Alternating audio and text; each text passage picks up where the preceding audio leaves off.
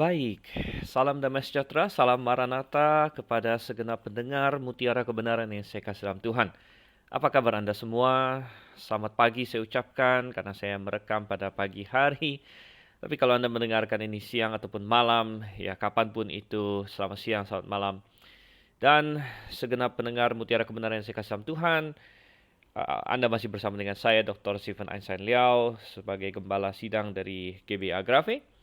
Dan saya akan bersama dengan Anda mempelajari firman Tuhan pada hari ini yang kita hargai seperti mutiara, sesuatu yang sangat indah. Ya, mutiara itu sangat indah dan juga sangat berharga. Dan kita akan menyelam ke dalam lautan firman Tuhan pada malam atau pagi atau siang hari ini. Dan kita sudah sampai di Hakim-Hakim pasalnya yang ke-6. Oke, baik.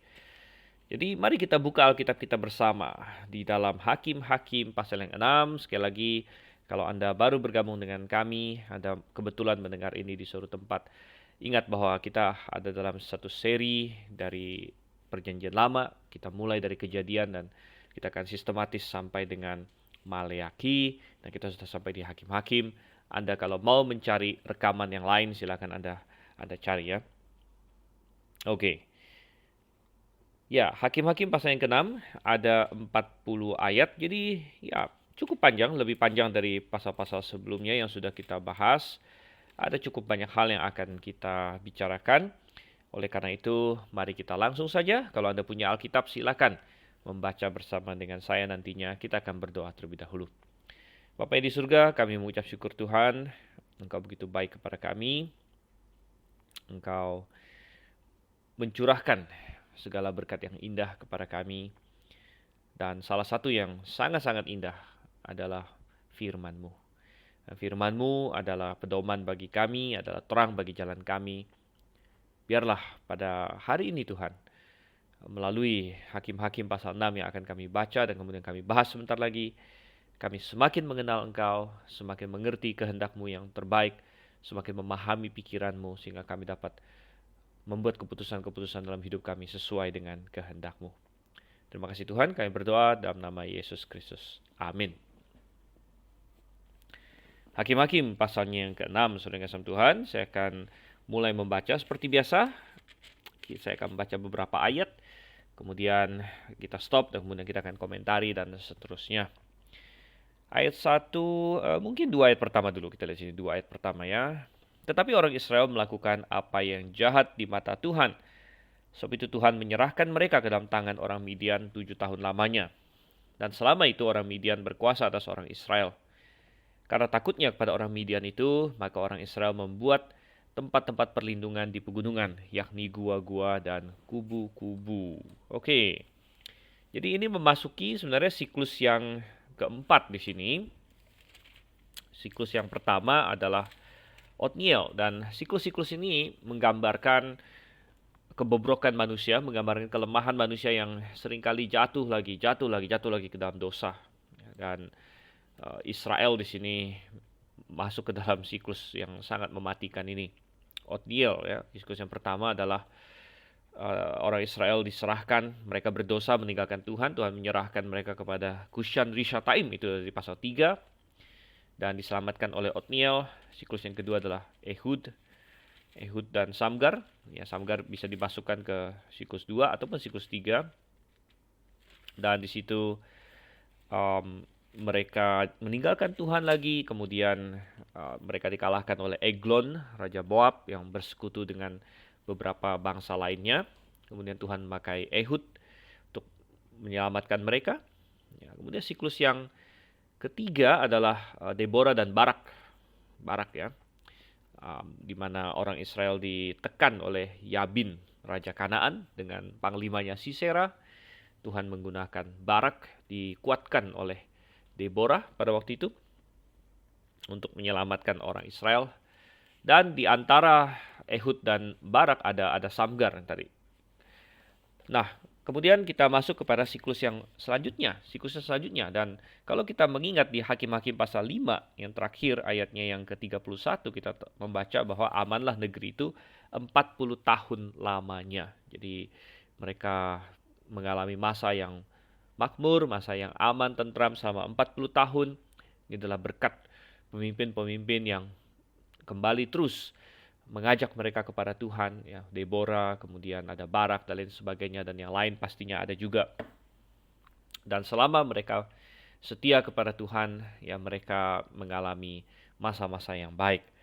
Nah, di ayat 1 pasal 6 kita melihat bahwa mereka kembali melakukan apa yang jahat dan Tuhan menyerahkan mereka ke dalam tangan orang Midian.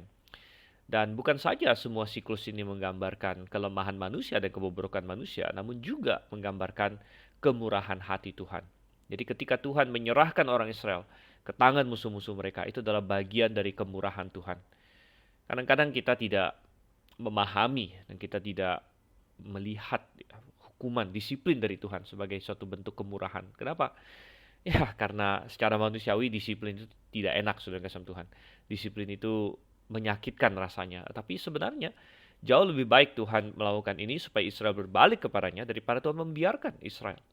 Ya, sehingga Tuhan menggunakan tekanan dari Midian, Tuhan menggunakan kesusahan dan penjajahan yang terjadi ini untuk memanggil manusia kembali kepadanya. Dan itu seringkali terjadi, ya. Saya tahu ada banyak sekali orang yang hidupnya sepertinya baik-baik saja, ya, kaya raya kadang-kadang, penuh dengan kecukupan, tapi jauh dari Tuhan, jauh dari Tuhan. Dan kalau kita mau memberitakan kabar baik kepada mereka, ya kadang-kadang mereka merasa aku tidak perlu, hidupku baik-baik saja sekarang. Aku kaya, aku makmur dan sebagainya. Memang seringkali orang-orang ini tidak punya damai dalam hati mereka. Seringkali orang-orang ini ya kalau Tuhan masih bekerja dalam diri mereka, itu berarti mereka tidak akan punya kedamaian. Ya. Tapi ini menggarisbawahi bahwa kenapa Tuhan seringkali mengizinkan hal-hal yang sulit terjadi pada kita. Karena itu membuat kita berpikir, membuat kita terbuka untuk melihat, ya, panggilan Tuhan dan seruan Tuhan dan lain sebagainya. Oke, jadi Tuhan menyerahkan orang Israel ke tangan orang Midian. Saudara Tuhan, Midian adalah suatu kelompok, dan Midian ini sebenarnya masih ada saudara juga dengan Israel. Kalau kita buka di dalam Kejadian pasalnya yang ke-25, di situ ketika Sarah meninggal, jadi istri Abraham adalah Sarah. Nah, dan setelah Sarah meninggal, Abraham mengambil seorang istri namanya Ketura. Dan Ketura melahirkan cukup banyak anak, salah satunya adalah Midian. Jadi Midian masih merupakan anak Abraham, tapi dari istrinya Ketura, istri yang ini, ya, yang tidak dianggap seresmi Sarah, walaupun Sarah sudah meninggal sebenarnya. Ya, tapi di tempat lain Ketura ada disebut sebagai gundik. Ya. Bukan karena pernikahan Abraham dengan Ketura itu tidak sah, melainkan karena ahli waris hanya ditetapkan kepada anaknya Sarah, yaitu Ishak, gitu ya. Jadi Midian mirip dengan Ismail kalau begitu, masih anak Abraham juga, ya. Dan akhirnya mereka berkembang menjadi suatu bangsa yang lain di sini. Kembali ke Hakim-Hakim pasalnya yang ke-6, dan dikatakan di situ orang Midian sangat menekan orang Israel sehingga orang Israel menjadi takut dan mereka membuat tempat-tempat perlindungan di pegunungan, yakni gua-gua dan kubu-kubu. Dan penemuan-penemuan arkeologis menemukan bahwa sekitar zaman hakim-hakim, yaitu sekitar tahun 1300-an, 1200-an sebelum Masehi, memang ada banyak gua-gua di daerah Israel yang sempat dipakai sebagai tempat tinggal, gitu ya. Intinya bahwa Alkitab banyak sekali didukung oleh arkeologi. Ya, kita tidak perlu arkeologi sebenarnya untuk iman kita. Ya, saya yakin, percaya apa yang Alkitab katakan, karena ini adalah firman Tuhan. Ya, tetapi Tuhan mengizinkan bahwa bidang ilmu arkeologi, ya, lambat laun satu persatu menemukan bahwa apa yang tertulis dalam Alkitab itu ternyata sangat benar sekali. Dulu sebelum ada arkeologi, orang-orang liberal kadang-kadang mengatakan bahwa banyak cerita dalam Alkitab itu dongeng, semuanya dongeng. Kitab Hakim-Hakim ada dongeng katanya. Tidak ada semua ini terjadi dan sebagainya. Raja-raja Israel itu dongeng. Bahkan mereka mempertanyakan, ya, eksistensi tokoh-tokoh dalam Alkitab seperti Daud lah, Salomo lah. Ya. Kerajaan Het katanya, apa di mana itu segala macam. Ya nggak ada katanya. Tetapi saudara kasih Tuhan, setelah di akhir abad 20, akhir abad 19, masuk ke awal abad 20, bidang ilmu arkeologi meledak dan berkembang pesat, dan satu demi satu ditemukan, ya. Bahkan raja-raja seperti Hizkia, ada banyak sekali bukti arkeologi tentang Hizkia, ada capnya, ada meterainya Hizkia, ada koin dan lain sebagainya, dan banyak hal-hal yang lain lagi yang satu persatu dikonfirmasi, ya. Jadi kita tidak perlu sama sekali minder, ya, dengan orang-orang yang mengatasnamakan sains dan sebagainya, melainkan kita yakin dan percaya bahwa Alkitab adalah firman Tuhan, dan sains yang sejati dan penelitian sejarah yang sejati akan mengkonfirmasi apa yang Alkitab katakan. Oke. Kemudian kita lihat ayat 3. Bagaimana cara orang-orang Midian di sini menekan Israel? Setiap kali orang Israel selesai menabur, datanglah orang Midian, orang Amalek, dan orang-orang dari sebelah timur, lalu maju mendatangi mereka. Oke, jadi Amalek bergabung. Kita tahu bahwa Amalek adalah keturunan Esau. Jadi Anda bisa bayangkan, ini semua masih saudara sebenarnya, tapi mereka semua menjadi musuh belakangan. Ayat 4, berkemahlah orang-orang itu di daerah mereka dan memusnahkan hasil tanah itu sampai ke dekat Gaza. Dan tidak meninggalkan bahan makanan apapun di Israel, juga domba atau lembu atau keledai pun tidak. Sebab orang-orang itu datang maju dengan ternaknya dan kemahnya, dan datangnya itu berbanyak-banyak seperti belalang. Orang-orangnya dan unta-untanya tidak terhitung banyaknya, sekaliannya datang ke negeri itu untuk memusnahkannya. Sehingga orang Israel menjadi sangat melarat oleh perbuatan orang Midian itu. Lalu berserulah orang Israel kepada Tuhan. Oke, jadi cara orang Midian terutama menekan atau menyengsarakan orang Israel bukan melalui suatu penjajahan formal. Kalau kita baca misalnya di zamannya Yabin yang Deborah Barak gitu ya, itu sepertinya adalah semacam penjajahan. Sedangkan sama di zamannya Ehud, di mana Eglon di situ ya, di situ juga semacam penjajahan karena orang Israel disuruh membayar upeti. Karena Ehud setiap tahun dia pergi ke Raja Eglon, dia bawa upeti lain sebagainya. Tetapi apa yang dilakukan Midian ini bukan penjajahan, tapi semacam perampokan gitu. Dan itu lebih parah ya, lebih parah sebenarnya. Kenapa? Karena kalau penjajahan, ya minimal si penjajah ini masih harus memikirkan jangka panjangnya. Ya, dia kalau suatu bangsa mau menjajah bangsa lain, mau menjadikan bangsa lain semacam sapi perahnya lah gitu ya. Minimal dia harus memikirkan keberlangsungan hidup orang yang dijajah ini juga, jangan sampai mati semua ya nggak ada lagi jajahannya gitu kan. Jadi dia menuntut upeti atau menuntut bayaran pun ya tidak mungkin separah-parahnya lah, masih ada yang harus ditinggalkan bagi orang yang dijajah ini gitu. Tetapi apa yang dilakukan oleh orang-orang Midian ini lebih parah gitu. Ini lebih parah karena dia tidak berpikir mau menjajah, dia tidak berpikir mau memakai bangsa Israel, mereka hanya sekedar merampok saja. Mereka pokoknya taunya mereka datang berbondong-bondong, dikatakan di sini karena Midian adalah semacam suku yang semi nomadik ya, artinya mereka berpindah-pindah ya, tinggal di tenda dan lain sebagainya. Jadi mereka bergerak ke sana kemari, dan intinya mereka berkata, kami butuh makanan. Jadi ini kamu punya makanan, aku ambil saja. Masalah tersisa berapa untuk Israel, masalah Israel mau makan apa, mau hidup, mau mati, itu tidak menjadi urusan mereka gitu.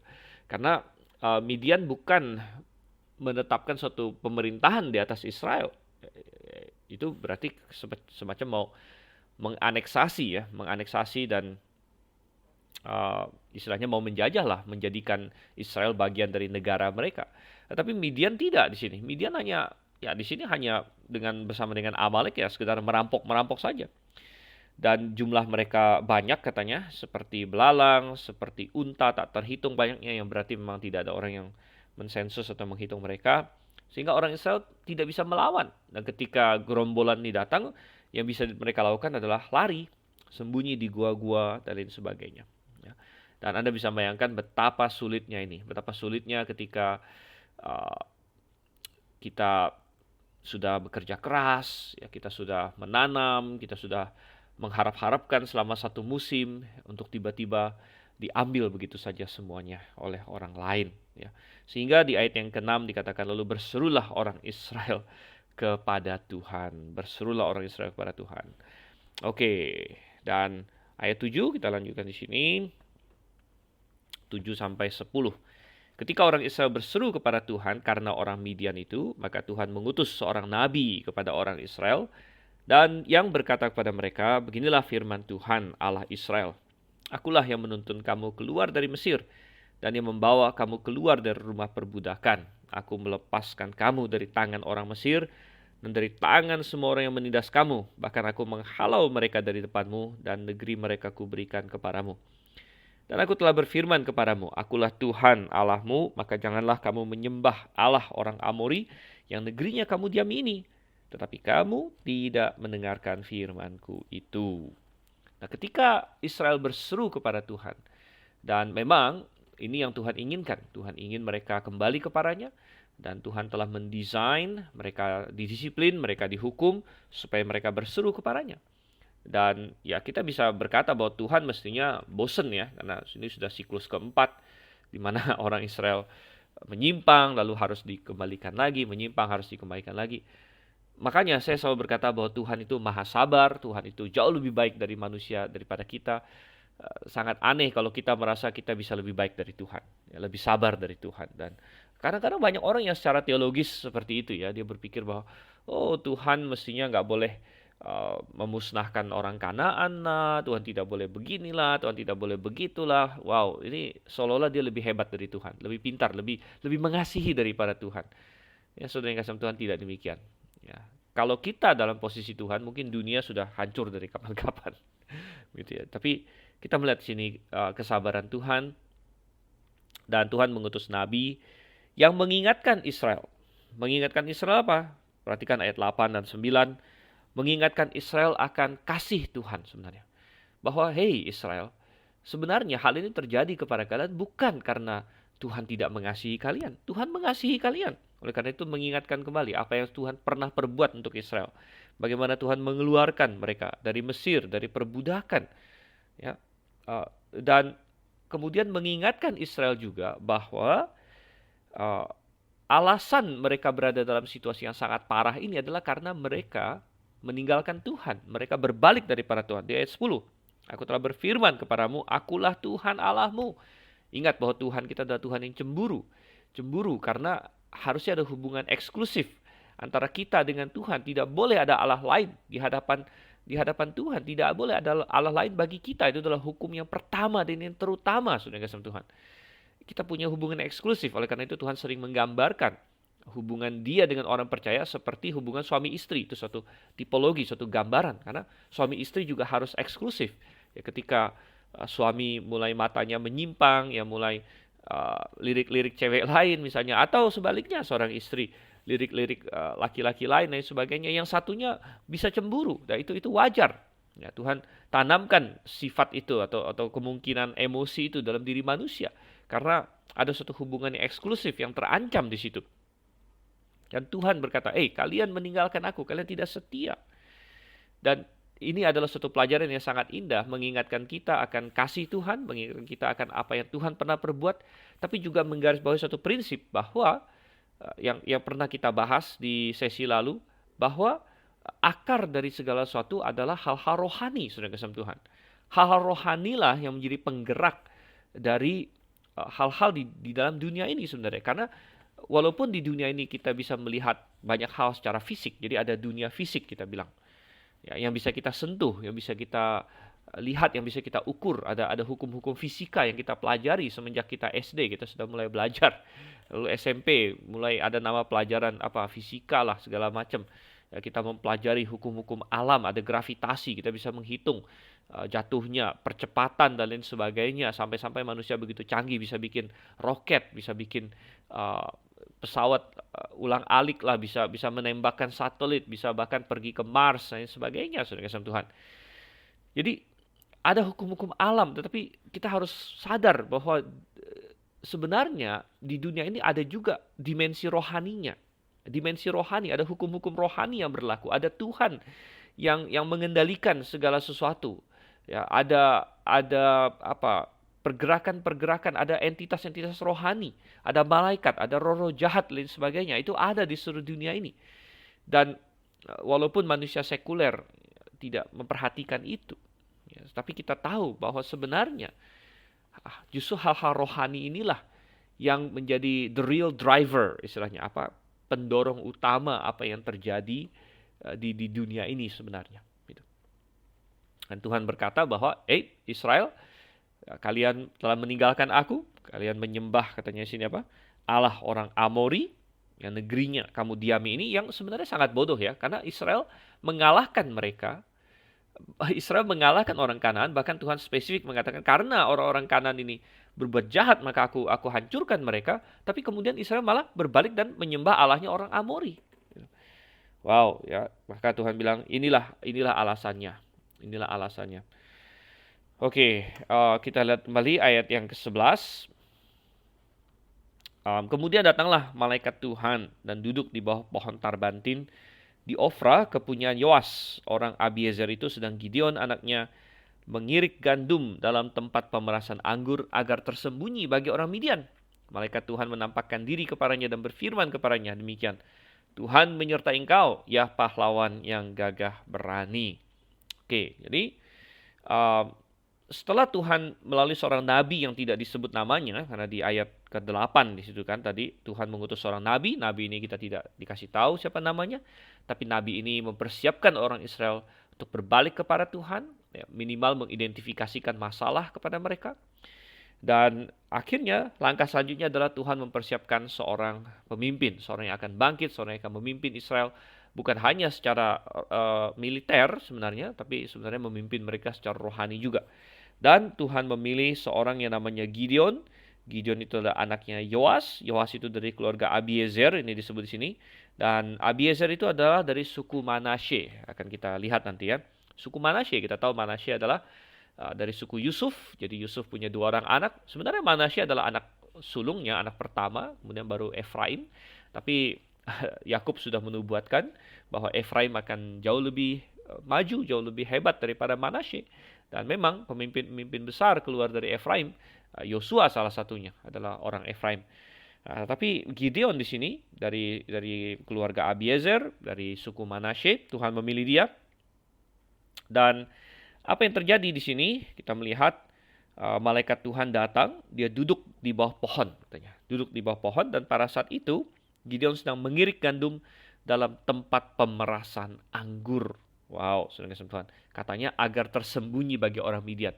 Nah, bagi kita yang mungkin makhluk kota, ya saya termasuk makhluk kota. Jadi awalnya ini waktu saya baca ini tidak terlalu mengena pada diri saya. Tapi setelah saya pelajari dan setelah saya lihat, ini sebenarnya sangat menggambarkan situasi yang mengenaskan pada waktu itu. Katanya agar tersembunyi bagi orang Midian. Saking takutnya orang Israel pada orang Midian sampai mereka mengirik gandum pun harus sembunyi-sembunyi. Karena kita tahu bahwa ketika orang-orang Midian melihat ada makanan apa, mereka akan ambil, mereka akan rebut. Mungkin mereka akan membunuh Gideon kalau dia mencoba untuk melawan dan lain sebagainya. Anda bayangkan, dia mengirik gandum dalam tempat pemerasan anggur. Sebenarnya ini 2 hal yang berbeda sekali ya. Memeras anggur itu, jadi kalau kita bisa membayangkan, tempat pemerasan anggur itu biasanya ditaruh di tempat yang rendah, biasanya di kaki bukit atau di lembah begitu.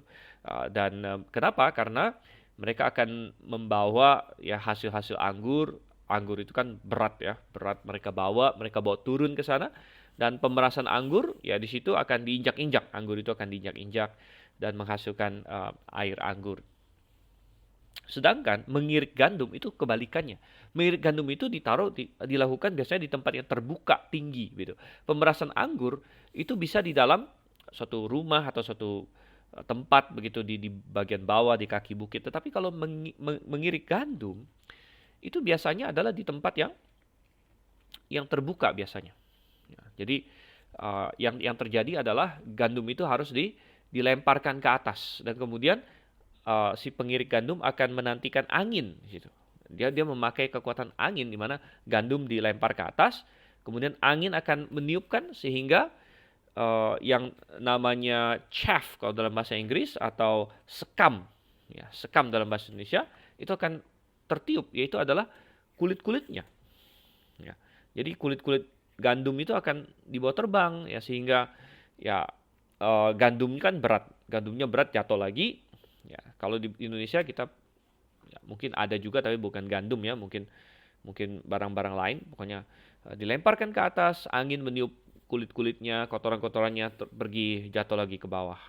Ya, yang benar. Jadi semakin murni, semakin begitu kan semakin murni. Nah, tapi mereka tidak melakukan itu. Mereka malah melakukannya di tempat pemerasan anggur yang sangat tidak ideal, saudara kasih Tuhan. Sangat tidak ideal. Tidak ada angin untuk meniupkan sekamnya pergi. Jadi kalaupun ada sekam, ketika gandum itu dilempar ke atas, sekamnya akan jatuh balik lagi gitu. Jadi pekerjaannya jadi jauh lebih sulit. Kadang-kadang sekamnya jatuh ke si pengiriknya sendiri, masuk ke bajunya dan lain sebagainya, yang bisa membuat dia tidak nyaman. Ya. Tapi ini menggambarkan betapa mengenaskan dan bagaimana Gideon takut kepada orang Midian itu. Nah, kepada orang inilah malaikat Tuhan katanya sini menampakkan diri kepadanya. Nah, pertama kita harus melihat dulu siapa malaikat Tuhan ini.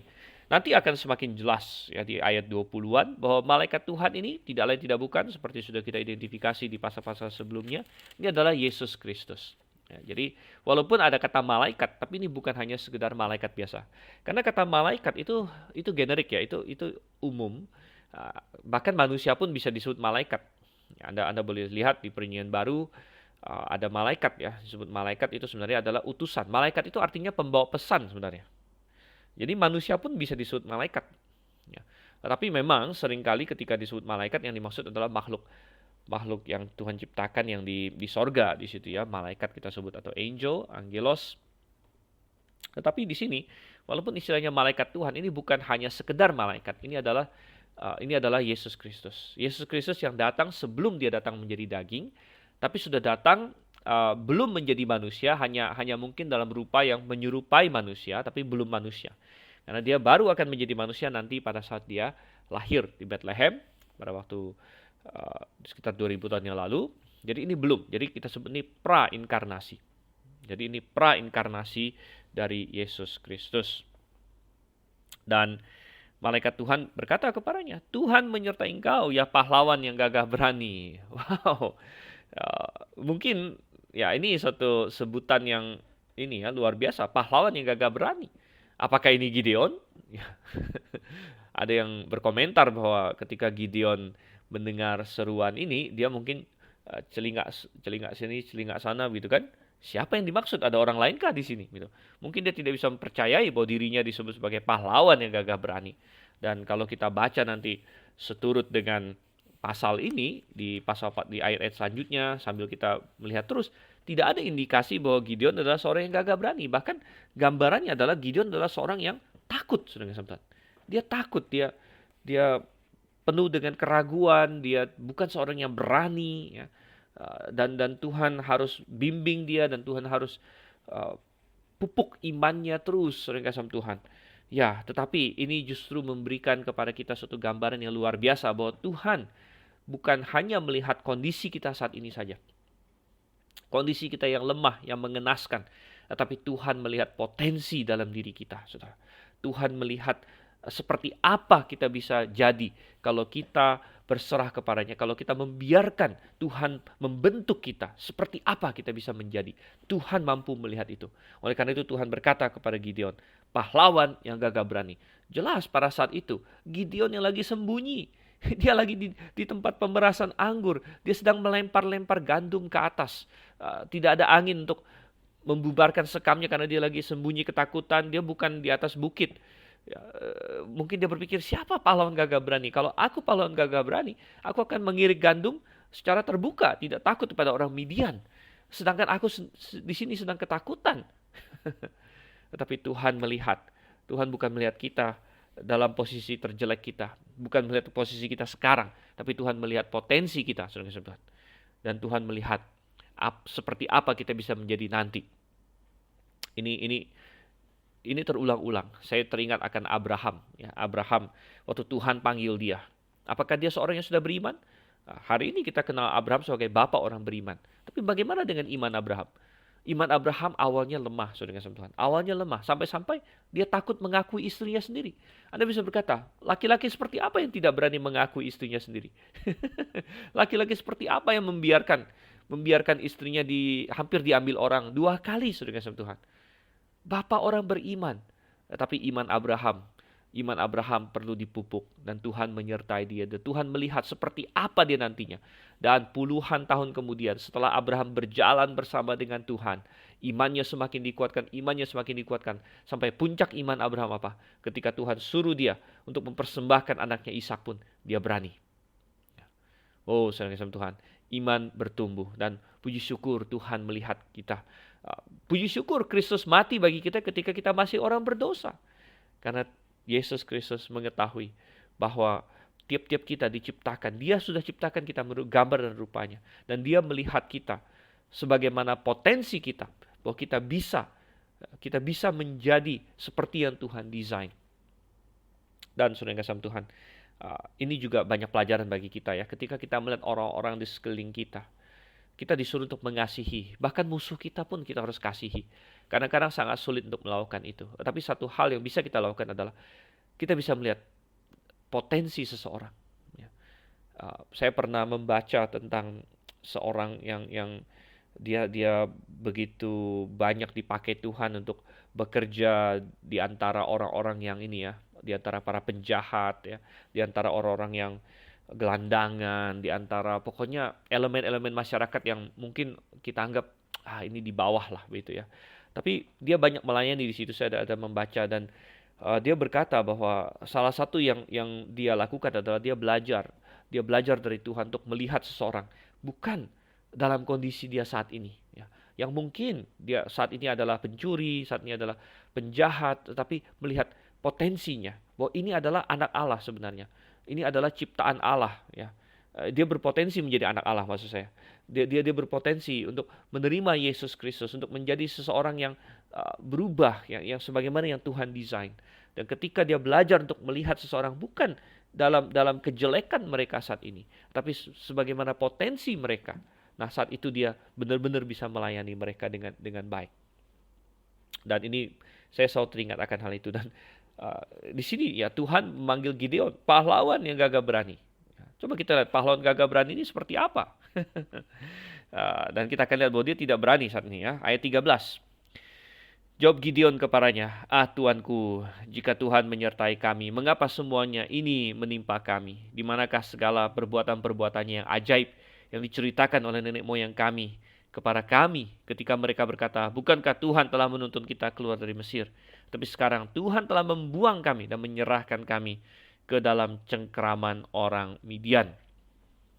Oke, jadi Gideon jelas tidak sempurna, Gideon penuh dengan kelemahan, tapi ada satu hal adalah bahwa dia rupanya tahu ya, dia tahu tentang minimal sedikit firman Tuhan. Dia tahu tentang apa yang Tuhan pernah perbuat. Oleh karena itu dia bisa berkata di sini, Tuhan, ya, tanya, bagaimana dengan semua cerita yang lalu? Bagaimana bisa katakan Tuhan menyertai kami? Jadi kita melihat walaupun Gideon lemah, tapi dia punya semacam kehausan rohani. Ya. Kehausan rohani, dia merindukan Tuhan melakukan seperti yang pernah Tuhan lakukan. Sehingga dia berkata, Tuhan, kenapa semua ini menimpa kami? Ya. Bukankah engkau pernah melakukan ini ajaib, segala perbuatan ajaib kepada nenek moyang kami? Jadi Gideon minimal dia tahu apa yang Tuhan pernah lakukan. Dan tetapi satu hal di sini yang dia salah sebenarnya, dia berkata, tapi sekarang Tuhan membuang kami dan menyerahkan kami ke dalam cengkraman orang Midian. Sebenarnya bukan Tuhan yang membuang orang Israel, tetapi orang Israel lah yang meninggalkan Tuhan. Ya, sehingga mau tidak mau Tuhan harus menghukum orang Israel supaya mereka bisa berbalik kepadanya. Ayat 14. Lalu berpalinglah Tuhan kepadanya dan berfirman, pergilah dengan kekuatanmu ini dan selamatkanlah orang Israel dari cengkraman orang Midian. Bukankah aku mengutus engkau? Dan intinya Tuhan berkata, oke, aku akan bertindak tapi melalui engkau. Aku akan bertindak melalui kamu. Oh, saudara kasih Tuhan. Adakah hari ini kita pernah bertanya-tanya juga, Tuhan bagaimana dengan ini? Bagaimana dengan kondisi ini? Mengapa begitu banyak orang begini dan lain sebagainya? Dan Tuhan berkata, oke, aku mau pakai kamu untuk menyelesaikan masalah-masalah ini. Bagaimana kita akan merespon, saudara? Ya, kadang-kadang kita berdoa. Pernahkah Anda berdoa untuk seseorang, misalnya untuk keselamatan seseorang, untuk keluargamu? Anda berdoa, mungkin ada yang berdoa untuk orang tuanya, ada yang berdoa untuk pasangan hidupnya, ada yang berdoa untuk anak-anaknya, ada yang berdoa untuk sepupunya atau tetangganya atau temannya. Tuhan, selamatkan dia dan lain sebagainya. Dan itu adalah doa yang indah. Kalau Anda ada berdoa seperti itu bagus. Berarti Anda rindu akan keselamatan seorang, Anda peduli dengan keselamatan seorang. Tapi kadang-kadang Tuhan akan berbalik. Dikatakan di ayat yang ke-14, lalu berpalinglah Tuhan kepadanya dan berfirman, pergilah dengan kekuatanmu ini dan selamatkanlah orang Israel dari cengkraman orang Midian. Tuhan berkata, oke, aku mau pakai kamu. Tuhan tidak berkata bahwa dengan kekuatan Gideon sendiri Tuhan akan atau dia akan berhasil, ya tidak. Tuhan berkata bahwa aku akan menyertai kamu, tapi aku mau memakai kamu. Aku mau memakai kekuatanmu. Ya, kekuatanmu yang sudah diserahkan kepada Tuhan untuk melakukan hal ini, gitu. Ya, dan Gideon sendiri sangat lemah. Tetapi kalau Tuhan mau memakai dia, makanya Tuhan bilang, bukankah aku mengutus engkau? Oleh karena itu kita hari ini, kadang-kadang kita berdoa untuk sesuatu. Dan Tuhan bisa, dalam tanda kutip, di sini berkata, berpaling kepada kita. Tuhan bisa, oke, bagus ini. Aku mau pakai kamu. Kamu rela atau tidak? Maukah kamu pergi untuk aku? Mungkin kita, Tuhan, masih banyak orang di kampungku, belum mengenal engkau. Oke, aku mau pakai kamu. Mau nggak kamu? Mungkin Tuhan berkata demikian. Ya. Tuhan, ada kebutuhan. Gerejamu perlu makin kuat, perlu mengirimkan lebih banyak misi lagi. Tuhan bilang, oke, aku mau pakai kamu. Mau nggak kamu kasih persembahan? Mau nggak kamu kasih perpuluhan? Aku mau memberkati kamu supaya kamu bisa membiayai, turut ambil bagian. Mau nggak kamu? Oh, saudara kasih Tuhan. Coba kita lihat bagaimana si Gideon menjawabnya di sini ayat yang ke-15. Tetapi jawabnya kepadanya, Tuhanku, dengan apakah akan kuselamatkan orang Israel? Ketahuilah, kaumku adalah yang paling kecil di antara suku Manasye, dan aku pun seorang yang paling muda di antara kaum keluargaku. Wow, ini sering terjadi. Kita melihat Musa pernah melakukan hal yang sama ketika Tuhan berkata, aku mau pakai kamu. Oh, apa yang manusia sering katakan? Manusia sering menolak. Manusia sering mencari alasan. Manusia sering berkata, Tuhan, jangan akulah, orang lain lah. Dan berbagai alasan. Ada yang berkata, aku tidak bisa bicara seperti Musa. Yeremia bilang, aku masih sangat muda, dan lain sebagainya. Dan Gideon berkata apa? Tuhan, aku yang paling kecil. Manasye itu suku yang kecil, nggak ada apa-apanya. Bahkan, ya bayangkan, Manasye sendiri sudah kayak separuhannya Yusuf sebenarnya kan. Yusuf kan satu suku, tapi dipecah dua. Dipecah dua pun kita yang lebih kecil, bukan Efraim. Gitu. Jadi dia berkata, ini sukuku yang paling kecil. Aku yang paling muda, kenapa pilih aku? Manusia banyak mencari alasan. Tapi ingat bahwa Tuhan mau memakai kita, maka hal-hal itu tidak penting sebenarnya. Yang penting adalah kita benar-benar tulus mau menyerahkan diri dipakai oleh Tuhan. Ayat 16. Berfirmanlah Tuhan kepadanya, tetapi akulah yang menyertai engkau. Nah, ini kata-kata ini menghilangkan semua alasan yang lain ya. Tetapi akulah yang menyertai engkau. Jadi tidak peduli siapa kamu, yang penting aku bersama dengan engkau. Tidak peduli siapa kita, yang penting Tuhannya, saudara yang kasih Tuhan. Sebab itu engkau akan memukul kalah orang Midian itu sampai habis, Tuhan bilang. Karena Tuhan tidak mengandalkan kehebatan kita. Bahkan di dalam 1 Korintus Tuhan mengatakan bahwa sebenarnya ya Tuhan tidak banyak memanggil orang yang hebat, yang terkenal. Tidak banyak yang terpanggil. Justru Tuhan memakai hal-hal yang lemah dari dunia ini untuk meniadakan hal-hal yang kuat, untuk membuktikan kemahakuasaan Tuhan. Oh, saudara. Dan kita lihat di sini ayat 17. Maka jawabnya kepadanya, jika sekiranya aku mendapat kasih karunia di matamu, maka berikanlah kepadaku tanda bahwa engkau sendirilah yang berfirman kepadaku. Janganlah kiranya pergi dari sini sampai aku datang kepadamu membawa persembahanku dan meletakkannya di hadapanmu. Firman-Nya, aku akan tinggal sampai engkau kembali. Masuklah Gideon ke dalam, lalu mengolah seekor anak kambing dan roti yang tidak beragi dari seeva tepung.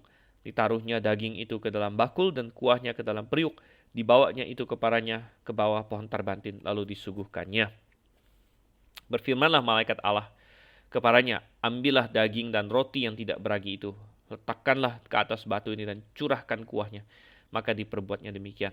Dan malaikat Tuhan mengulurkan tongkat yang ada di tangannya, dengan ujungnya disinggungnya daging dan roti itu. Maka timbullah api dari batu itu dan memakan habis daging dan roti itu. Kemudian hilanglah malaikat Tuhan dari pandangannya. Ayat 22 langsung saja ya. Maka taulah Gideon bahwa itulah malaikat Tuhan. Lalu katanya, celakalah aku, Tuhanku Allah. So, memang telah kulihat malaikat Tuhan dengan berhadapan muka. Tetapi berfirmanlah Tuhan kepadanya, selamatlah engkau, jangan takut, engkau tidak akan mati. Lalu Gideon mendirikan mezbah di sana bagi Tuhan dan menamainya Tuhan itu keselamatan. Mezbah itu masih ada sampai sekarang di Ofrah, kota orang Abiezer. Oke, jadi baik, Tuhan kembali menegaskan dan Tuhan menyingkirkan semua alasan yang dipakai oleh Gideon. Ya, wah, Gideon bilang, aku kecil, aku lemah. Karena semua alasan itu berfokus ke aku. Ketika kita banyak melihat diri kita sendiri, ya, kita akan merasa lemah. Tapi coba kita pindahkan pandangan kita, bukan pada diri kita. Bukan aku begini, aku begitu. Tapi Tuhan bagaimana? Tuhan bagaimana? Pindahkan fokus kita. Tuhan bilang, aku akan menyertai kamu. Jangan takut. Dan akhirnya Gideon mulai didorong. Imannya yang lemah ini. Didorong. Mulai ditumbuhkan. Gitu ya. Tapi selangkah demi selangkah. Dan di sini kita melihat Gideon masih mau meminta tanda. Dia meminta tanda. Dia bilang, kalau aku mendapat kasih karunia, biarlah aku mempersembahkan sesuatu padamu. Jangan pergi. Dan Tuhan mengizinkan itu. Ya, Tuhan mengizinkan. Dan dikatakan di ayat yang ke-19, ya, dia mengolah anak domba, anak kambing. Ya. Kemudian ada roti tidak beragi. Ya, dia masak dan sebagainya. Dan suatu hal yang luar biasa terjadi di sini. Di 20, malaikat menginstruksikan dia. Karena dipikirnya, mungkin Gideon berpikir orang ini akan makan, ya, akan makan ini apa yang telah dia masak, ya, karena makan bersama dengan seorang itu menandakan persekutuan. Nah, kita masih ingat ketika Abraham pernah didatangi oleh Tuhan juga, waktu itu Tuhan dengan 2 orang malaikatnya, dan Abraham menjamu mereka, ya, dan mereka bertiga makan dan sebagainya. Mungkin Gideon berpikir, mungkin ini tamu terhormat ya, saya akan jamu dia. Tapi suatu hal yang luar biasa terjadi, malaikat itu menyuruh Gideon menaruh daging dan roti di suatu batu, kemudian dicurahkan kuahnya jadi basah, dan kemudian malaikat itu menyentuhnya. Jadi bukan dipukul ya, seperti Musa memukul batu karang, tapi ini disentuh saja.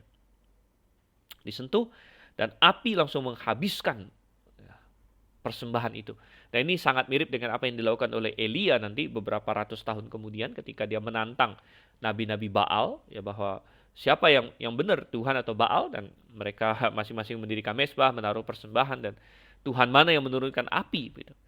Dan di sini kita melihat Tuhan memakai api untuk menghabiskan korban itu. Ya, dan kemudian hilanglah malaikat Tuhan dari pandangannya, bukan jalan pergi tapi menghilang begitu saja. Dan segera Gideon langsung tahu bahwa ini bukan manusia, ini bukan manusia, ini bahkan lebih dari malaikat gitu. Dan dia berkata, dari apa yang Gideon katakan, dia merasa yakin bahwa ini adalah pribadi Tuhan. Dan sekali lagi kita harus memahami bahwa Perjanjian Baru memberitahu kita tidak seorang pun pernah melihat Allah Bapa, tapi anak tunggal Allah yang duduk di pangkuannya, dialah yang menyatakannya. Oleh karena itu, kita yakin dan percaya ini adalah pribadi Yesus Kristus. Dan reaksi Gideon adalah dia ketakutan. Ya, kita baca itu dalam Perjanjian Lama. Ketika ada seseorang bertemu dengan pribadi Tuhan, mereka ketakutan. Kenapa? Karena ada rasa bersalah. Manusia secara insting tahu bahwa dia adalah orang berdosa. Dan bertemu dengan pribadi yang Maha Kudus itu sangat, dosa tidak bisa tinggal di hadapannya begitu. Dan ada suatu perasaan mencekam di situ. Bahkan ketika Yesus datang sudah mengambil daging pun masih ada kemuliaan itu, kayak apa ya? Walaupun dibungkus oleh kedagingannya, kemuliaan itu masih bisa merembes keluar sedemikian rupa sehingga seorang Petrus pun, ya, ketika Tuhan kita berdiri di atas perahunya, seorang Petrus bisa berkata, Tuhan pergilah daripadaku sebab aku ini orang berdosa. Aku ini orang berdosa. Kemuliaan dan kekudusan sekalipun sudah dibungkus dengan daging manusia, itu masih merembes keluar sedemikian rupa sehingga manusia berdosa tidak nyaman sebenarnya di hadapan Allah yang Maha Kudus ini. Dan Gideon, wow, dibilang, matilah aku, celakalah aku, katanya. Tapi Tuhan menghiburkan dia, menguatkan dia, dan berkata, selamatlah engkau tidak akan mati. Dan Gideon mendirikan sebuah mezbah di situ di ayat 24 dan menamainya Tuhan itu keselamatan. Secara literal ini adalah Jehovah Shalom. Jehovah Shalom secara literal. Mesbah itu masih ada sampai sekarang. Sampai sekarang maksudnya adalah sampai ditulisnya kitab Hakim-Hakim yang kita percaya adalah di zaman Samuel. Karena kita percaya Samuel menulisnya. Lanjut lagi, ayat yang ke-25, saudara. Kita melihat, pada malam itu juga Tuhan berfirman kepadanya, ambillah seekor lembu jantan kepunyaan ayahmu, yakni lembu jantan yang kedua, berumur 7 tahun. Runtuhkanlah mesbah Baal kepunyaan ayahmu, tebanglah tiang berhala yang di dekatnya. Kemudian dirikanlah mesbah bagi Tuhan Allahmu di atas kubu pertahanan ini dengan disusun baik. Lalu ambillah lembu jantan yang kedua dan persembahkanlah korban bakaran dengan kayu tiang berhala yang akan kau tebang itu. Kemudian Gideon membawa 10 orang hambanya dan diperbuatnyalah seperti yang difirmankan Tuhan kepadanya. Tetapi karena ia takut kepada kaum keluarganya dan kepada orang-orang itu dan melakukan untuk melakukan hal itu pada waktu siang, maka dilakukannya pada waktu malam. Ketika orang-orang kota itu bangun pagi-pagi, tampaklah telah dirobohkan mesbah Baal itu, telah ditebang tiang berhala yang dekatnya, dan telah dikorbankan lembu jantan yang kedua di atas mesbah yang didirikan itu. Berkatalah mereka seorang pada yang lain, siapakah yang melakukan hal itu? Setelah diperiksa dan tanya-tanya, maka kata orang, Gideon bin Yoas, dialah yang melakukan hal itu. Sesudah itu berkatalah orang-orang kota itu kepada Yoas, bawalah anakmu itu keluar, dia harus mati karena ia telah merobohkan mesbah Baal dan karena ia telah menebang tiang berhala yang di dekatnya. Tetapi jawab Yoas kepada semua orang yang mengerumuninya itu, kamu mau berjuang membela Baal? Atau kamu mau menolong dia? Siapa yang berjuang membela Baal akan dihukum mati sebelum pagi. Jika Baal itu Allah, biarlah ia berjuang dan membela dirinya sendiri setelah mesbahnya dirobohkan orang. Dan pada hari itu diberikan oranglah nama Yerubaal kepada Gideon, karena kata orang, biarlah Baal berjuang dengan dia setelah dirobohkannya mesbahnya itu.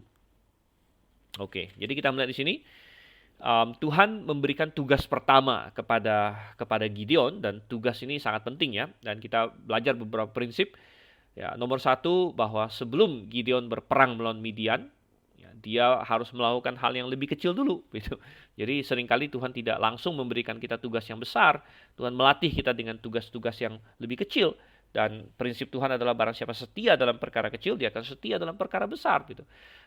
Dalam pelayanan pun demikian. Anda tidak bisa berkata, Tuhan berikan aku ini, berikan aku itu, berikan aku kesempatan ini. Sementara mungkin ada hal-hal yang kita anggap remeh. Pelayanan yang kita anggap kecil, tapi kita tidak mau melakukan itu. Kita bilang, itu terlalu remeh untuk saya. Tapi kita bilang, justru marilah kita setia dalam hal kecil terlebih dahulu. Nah, Tuhan akan memberikan yang lebih besar lagi kepada kita. Tetapi ada prinsip lain lagi di sini, bahwa sebelum dia bisa berperang bagi Tuhan, dia harus mengurus suatu hal yang lebih penting, yaitu masalah keluarga dia, masalah iman dia kepada Tuhan dan iman keluarganya dulu. Ya, tidak mungkin dia mau berperang pada Tuhan sementara keluarganya di sini, ya termasuk bapaknya, masih punya patung Baal di rumahnya. Gitu. Bagaimana? Kita tidak bisa berlaku seperti itu. Tuhan tidak akan memakai orang yang tidak mau secara publik berdiri bagi dia. Gitu.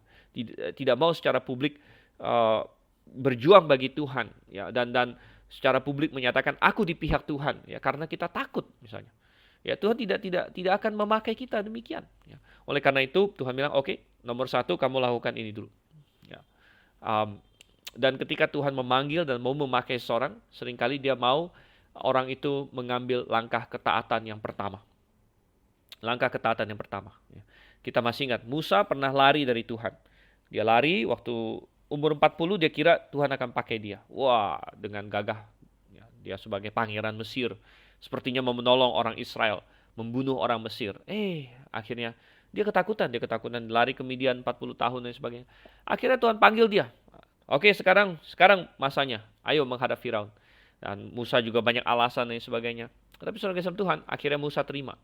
Tapi apa yang terjadi? Anda baca dalam kitab Keluaran bahwa ketika Musa pergi ke Mesir di malam hari, Tuhan sempat marah mau menghukum Musa. Karena apa? Rupanya selama dia lari dari Tuhan, dia tidak menyunat anaknya.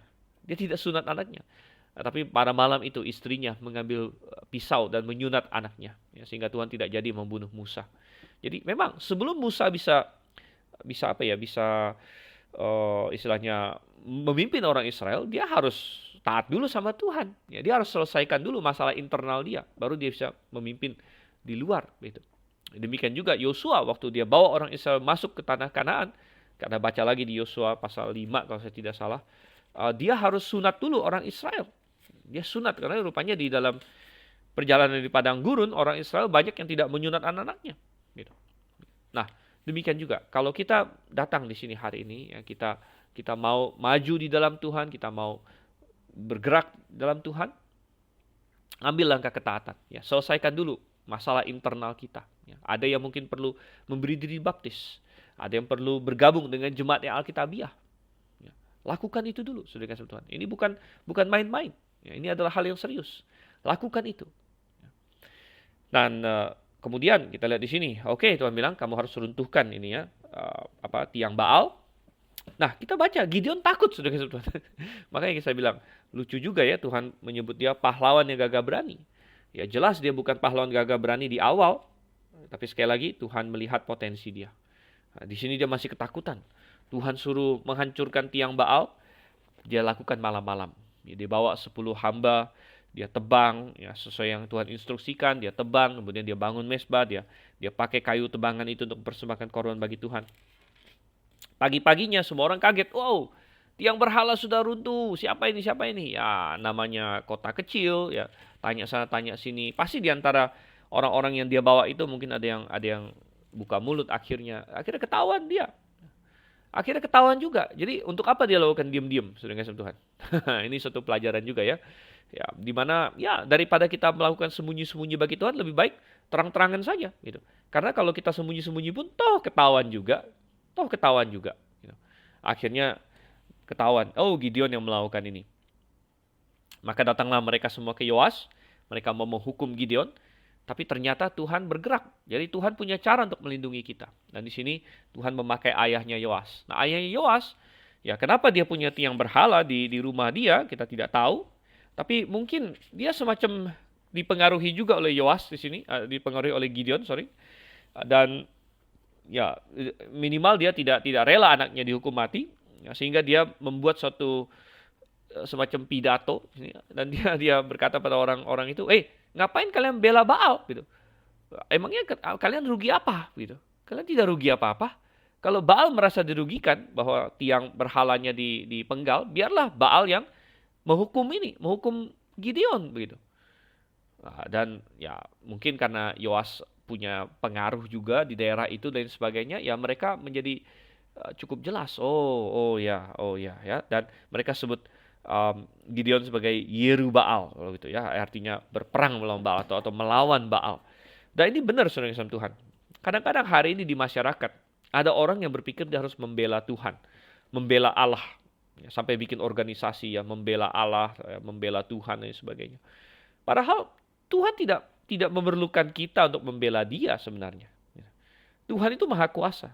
Ya, dia mampu untuk menghukum siapapun yang menentang Dia. Gitu. Justru kita harus ikut Tuhan. Nah, bukan berarti kita tidak istilahnya melakukan apologetika untuk membela doktrin yang benar. Ya, kita perlu. Ya, itu adalah untuk meyakinkan orang sebenarnya. Bukan untuk membela Tuhan, tapi kita membela dalam pengertian kita mengajarkan kebenaran. Ya, membela, kita mau meyakinkan orang akan kebenaran di situ. Oke, lanjut lagi. Di sini ayat 33 sampai ayat 40. Nah, setelah dia menyelesaikan tugas yang Tuhan berikan, sekarang Tuhan mau lanjut ke tahap berikutnya. Seluruh orang Midian dan orang Amalek dan orang-orang dari sebelah timur telah berkumpul bersama-sama. Mereka telah menyeberang dan berkemah di lembah Yisrael. Pada waktu itu roh Tuhan menguasai Gideon. Ditiupnyalah sangkakala dan orang-orang Abiezer dikerahkan untuk mengikuti dia. Juga dikirimnya pesan pada seluruh suku Manasye. Dan orang-orang ini pun dikerahkan untuk mengikuti dia. Dikirimnya pula pesan pada suku Asher, Zebulon, dan Naftali. Dan orang-orang ini pun maju untuk menggabungkan diri dengan mereka. Kemudian datanglah Gideon kepada Allah. Jika engkau mau menyelamatkan orang Israel dengan perantaranku, seperti yang kau firmankan itu, maka aku membentangkan guntingan bulu domba di tempat pengirikan. Apabila hanya di atas guntingan bulu itu ada embun, tetapi seluruh tanah di situ tinggal kering, maka taulah aku bahwa engkau mau menyelamatkan orang Israel dengan perantaranku, seperti yang kau firmankan. Dan demikianlah terjadi, keesokan harinya pagi-pagi ia bangun, dipulasnya guntingan bulu itu dan diperasnya air embun dari guntingan bulu itu secawan penuh air. Lalu berkatalah Gideon kepada Allah, Janganlah kiranya murkamu bangkit terhadap aku apabila aku berkata lagi, sekali ini saja, biarkanlah aku satu kali lagi saja mengambil percobaan dengan guntingan bulu itu. Sekiranya yang kering hanya guntingan bulu itu, dan di atas seluruh tanah itu ada embun. Dan demikianlah diperbuat Allah pada malam itu, sebab hanya guntingan bulu itu yang kering, dan di atas seluruh tanah itu ada embun. Oke, pertempuran akan segera muncul, dan itu akan kita lihat di pasal 7 di sesi berikutnya. Tapi sebelumnya kita melihat roh Tuhan menguasai Gideon, ayat 34 di sini ya.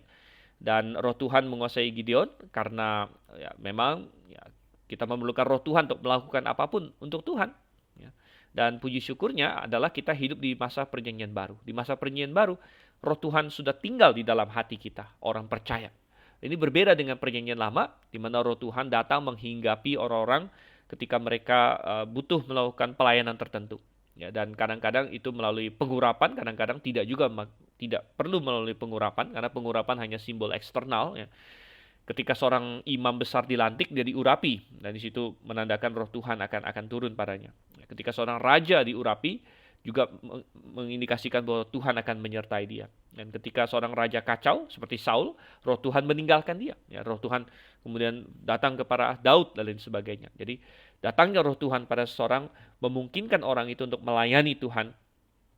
Dan luar biasanya dalam perjanjian baru adalah setiap orang yang percaya kepada Tuhan sudah memiliki roh Tuhan, sudah memiliki roh kudus dalam dirinya. Itu berarti di zaman perjanjian baru ini, Tuhan mau kita semua yang sudah percaya untuk melayani dia. Camkan itu. Ya. Tuhan mau kita semua melayani dia. Nah, oke. Jadi si Gideon dia panggil orang dari berbagai suku datang kepadanya. Tapi kemudian di ayat 36 sampai 40 kita melihat dia masih takut sedang sama Tuhan. Dia masih takut. Padahal Tuhan sudah suruh dia, Tuhan sudah perintahkan dia. Tapi dia masih takut. Dan ya walaupun kita bisa mengejek Gideon di sini ya, tapi ya ini manusiawi, ya mungkin ini manusiawi kita bilang, karena ini bukan hanya masalah dia pilih mau sekolah mana, dia pilih mau kerja apa dan sebagainya. Ini masalah hidup dan mati nih. Ya. Kalau dia berperang melawan Midian, dia bisa kalah. Kalau dia kalah dia akan mati, mungkin seluruh keluarga dia mati dan sebagainya. Ini masalah hidup dan mati. Jadi sebelum kita mengkritik Gideon, kita perlu memahami hal itu dulu. Namun memang benar bahwa dia seharusnya sudah yakin dengan Tuhan, karena ingat dia sudah meminta tanda dari Tuhan sebelumnya kan. Ya, masalah dia kasih persembahan lalu dihanguskan oleh api, dimakan oleh api di situ. Tapi di sini dia masih takut ya, dan dia minta tanda lagi dari Tuhan. Bahkan sampai 2 kali. Nah, tandanya ini sangat terkenal, orang Kristen banyak tahu cerita ini. Dia minta sama Tuhan, Tuhan aku akan taruh guntingan bulu domba. Nah, guntingan bulu domba aku taruh. Ya, satu malam dia tidur, besok paginya dia minta Tuhan, semuanya kering, tapi bulu dombanya basah. Dan ketika dia bangun besoknya, bener, semuanya kering. Dia cek, ya. Dan dia peres bulu dombanya, dapat secawan air. Nah, kemudian dia berkata lagi, Tuhan, satu kali lagi Tuhan. Rupanya belum puas, ya satu kali lagi. Mungkin dia pikir itu kebetulan kah? Atau dia pikir jangan-jangan memang seperti itu gitu kan. Jangan-jangan natural seperti itu. Lalu dia minta satu kali lagi, Tuhan kali ini bulu dombanya kering dan ininya basah, tanahnya basah. Dan itu terjadi. Dan dia akhirnya nanti kita akan masuk ke pasal 7. Tetapi yang sering menjadi pertanyaan adalah banyak orang Kristen bertanya begini, boleh nggak hari ini kita melakukan seperti itu? Boleh nggak hari ini kita pakai guntingan bulu domba gitu? Boleh nggak kita hari ini memakai hal seperti itu untuk mendapatkan tanda dari Tuhan gitu ya? Dan jawabannya begini, saudara Tuhan ya. Nomor 1, kita punya banyak kelebihan dibandingkan dengan Gideon. Ya, tadi sudah kita singgung. Kita punya Roh Kudus yang mendiami kita secara permanen. Sedangkan Gideon, ya, dia dihinggapi Roh Tuhan hanya pada saat dia mau melakukan suatu pelayanan bagi Tuhan. Sedangkan kita punya Roh Kudus terus-menerus dalam hati kita. Kemudian nomor 2, ada satu hal yang kita punya yang Gideon tidak punya. Kita punya Alkitab yang sudah lengkap. Ya. Gideon tidak punya itu. Ya, sampai dengan masa Gideon, mereka paling punya Kejadian sampai Yosua saja. Dan itu pun sulit untuk mereka akses. Ya, mungkin itu ada di di Silo atau entah di mana ya, gulungan-gulungan itu. Saya yakin mereka tidak punya tiap-tiap rumah ya, jelas tidak punya ya. Tapi kita sekarang jangankan tiap rumah, tiap orang pribadi, orang Kristen punya firman Tuhan di tangan kita. Jadi kita punya hal yang jauh lebih hebat daripada Gideon. Kita bisa tahu kehendak Tuhan jauh lebih baik daripada Gideon ya. Oleh karena itu, saya berkata bahwa sebenarnya cara Gideon ini bukanlah cara yang Tuhan inginkan bagi kita orang Kristen lakukan hari demi hari. Tuhan tidak ingin setiap kali ada keputusan kita kayak siapkan guntingan bulu domba kita gitu. Tuhan, ya wah kalau engkau mau, ya misalnya apalah ya, kita mau buat keputusan soal menikah, ya Tuhan yang mana yang harus saya nikahi, misalnya seorang perempuan Kristen kan, apakah si laki-laki A, si laki-laki B, ya. Lalu kita bikin guntingan bulu domba kita. Tuhan kalau si A biarlah ini yang terjadi, kalau si B biarlah ini yang terjadi. Lalu kita bikin macam-macam ya. Bukan itu cara Tuhan ingin kita berlaku sebenarnya ya. Uh, Tuhan di sini mengabulkan permintaan Gideon karena ya Tuhan maha murah hati, dan Tuhan tahu bahwa iman Gideon yang masih sangat lemah ini ya, Tuhan masih kabulkan nih. Tapi kalau kita ya Tuhan ingin kita berlaku berbeda sebenarnya. Bagaimana caranya? Ya Tuhan ingin nomor satu kita memahami firman-Nya. Kita memahami firman-Nya ya. Dan kalau hal-hal yang kita bisa tahu dari firman Tuhan, kehendak Tuhan yang kita bisa tahu dari firman Tuhan, itu kita tidak perlu minta tanda-tanda apa-apa dari Tuhan. Karena firman Tuhan ini sudah sangat jelas sekali, sudah. Sangat jelas sekali gitu. Kalau kita punya firman Tuhan, misalnya Tuhan memanggil kita untuk diselamatkan. Lalu Anda sedang bingung, Tuhan, apakah saya harus percaya kepada Yesus atau tidak? Kita sebenarnya tidak perlu tanda bagaimana sebenarnya. Karena itu sudah jelas ada dalam Alkitab. Ya, lalu kalau Anda sudah diselamatkan, tapi Anda belum pernah memberi diri dibaptis secara alkitabiah. Ya, mungkin Anda pernah dipercik waktu bayi, itu bukan baptisan, saudara. Ya, mungkin Anda Anda pernah dibaptis di gereja yang kacau balau, Anda perlu dibaptis secara alkitabiah. Dan Anda tidak perlu minta tanda dari Tuhan. Oh, coba kalau misalnya Tuhan setuju, biarlah nanti misalnya Anda lagi nyetir kan, tiba-tiba di depan saya di pohon yang pertama saya lihat akan ada burung warna kuning atau apa begitu. Tidak, itu mencobai Tuhan namanya. Ya.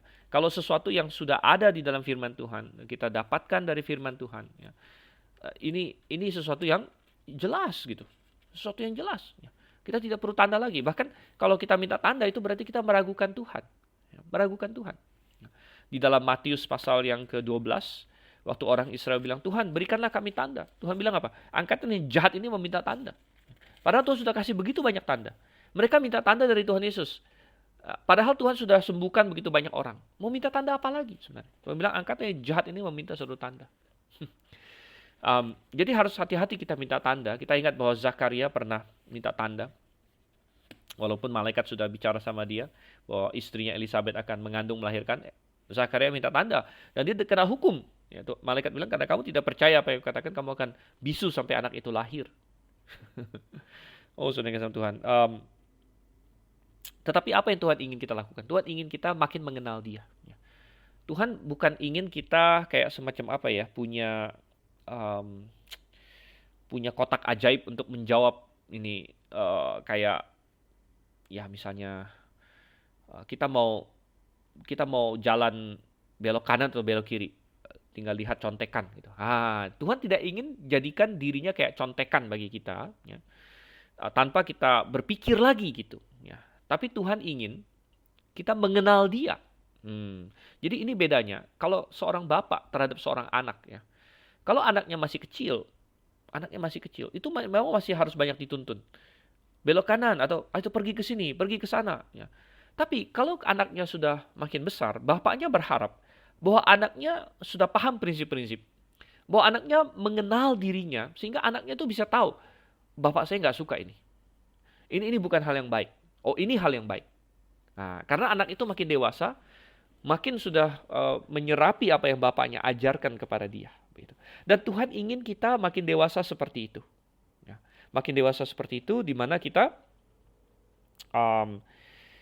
makin kenal Tuhan, makin kenal sifat Tuhan. Nah, tidak pernah salah kalau kita selalu minta Tuhan menuntun kita. Itu tidak pernah salah. Jadi, satu hal, Yakobus pasal 1, mengajarkan kita bahwa jangan pernah kita ragu meminta hikmat dari Tuhan. Ya. Jadi kalau ada orang Kristen hari ini yang perlu membuat keputusan, nomor satu, minta hikmat dari Tuhan, itu sudah benar. Kita rindu Tuhan menuntun kita, itu sudah benar. Tapi kalau ada prinsip-prinsip Alkitab yang jelas, kita pakai itu. Ya. Dan kita bisa minta juga sama Tuhan, Tuhan, tolong singkapkan kepada saya, atau nyatakan kepada saya, atau berikan hikmat pada saya. Tutuplah pintu-pintu yang Engkau tidak ingin aku pergi, ya, dengan cara yang menyingkapkan, ya. Dan kita bisa membuat keputusan, ya. Misalnya kita bilang, Tuhan, ya, misalnya ada seorang Kristen mau mencari pekerjaan gitu kan, dia melamar pekerjaan dan sebagainya, lalu ada beberapa pilihan, beberapa lowongan. Dia bisa berkata pada Tuhan, Tuhan, aku mau, dan dia bergerak berdasarkan prinsip Alkitab, ya. Tuhan, aku mau pekerjaan yang memuliakan nama-Mu, yang tidak, aku tidak berdosa, dan yang misalnya mengizinkan aku untuk tetap berjemaat, ya. Ya, sehingga dia bisa berkata, Tuhan, ya, aku minta Tuhan kalau bisa aku dapat pekerjaan yang mengizinkan hari Minggu aku tetap bergereja, ya. Dan dia bisa memilih pekerjaan berdasarkan kriteria-kriteria Alkitabiah seperti itu, saudara kasih Tuhan. Ya, jadi ini berbeda dengan ini, ya, dengan minta tanda ajaib atau bagaimana seperti yang Gideon lakukan, ya, karena tanda-tanda seperti itu kadang-kadang tidak memuaskan. Makanya Gideon saja sampai 2 kali, ya. Padahal yang pertama kali kan mestinya selesai. Bahkan dia kayak semacam ingkar janji, karena di ayat yang ke-37 dibilang, kalau engkau melakukan ini, maka taulah aku bahwa engkau mau menyelamatkan orang Israel dengan perantaranku. Tapi kemudian setelah Tuhan lakukan, dia kayak mau nambah satu lagi. Makanya Gideon tahu bahwa Tuhan berhak marah. Tuhan sudah kasih satu tanda, kamu minta lagi. Makanya di ayat 39 bilang, janganlah kiranya murkamu bangkit terhadap aku. Tapi kita juga belajar satu hal, bahwa Tuhan itu maha baik, ya. Tuhan maha baik, dan kadang-kadang Tuhan istilahnya membungkuk. Tuhan membungkuk turun ke level iman kita, ke level imannya Gideon, gitu, ya. Dan ya kadang-kadang kita minta hal-hal atau berdoa secara kurang berhikmat kepada Tuhan, ya, tapi Tuhan kita maha baik, ya, dan dia seringkali masih mengakomodasi kita. Tetapi bagi kita yang semakin dewasa, kita minta hikmat sama Tuhan, ya. Kita bukan minta yang aneh-aneh, ya, tanda-tanda ajaib bagaimana, tidak perlu itu, ya. Kadang-kadang itu kalau terjadi pun kita anggap, oh, jangan-jangan kebetulan. Nah, itulah repotnya kalau kita mengandalkan tanda. Saya masih ingat ada satu orang pernah kasih saya video, ya, ada seorang ateis rupanya, dan dia nantang Tuhan. Dia lagi di mobil nih, ateis ini orangnya sendiri yang rekam, ateis ini sendiri yang rekam. Dia bilang, dia lagi ngomong di ateis segala macam, dia bilang, aku mau buktikan Tuhan tidak ada. Kalau Tuhan ada, biarlah 3 detik dari sekarang ada guntur, dia bilang. Terus dia hitung 1, 2, 3, dan kebetulan sekali, saudara, ada guntur pada waktu itu. Sampai dia ketakutan, dia bilang, wow, dia orang ateisnya. Tapi apakah ateis itu lalu menjadi percaya Tuhan? Ya, belum tentu juga, ya. Videonya sih stop sampai sana, jadi saya nggak tahu, ya, kelanjutannya gimana. Tapi banyak orang akan berkata, itu hanya kebetulan saja, dan lain sebagainya. Ya, makanya kadang-kadang kalau kita minta tanda seperti itu, kita bisa berkata, oh, itu hanya kebetulan saja. Tapi intinya adalah kita beriman kepada Tuhan dan kita memahami Tuhan, gitu, ya. Dan itu yang perlu kita lakukan hari ini, ya, sehingga kita siap untuk dipakai oleh Tuhan.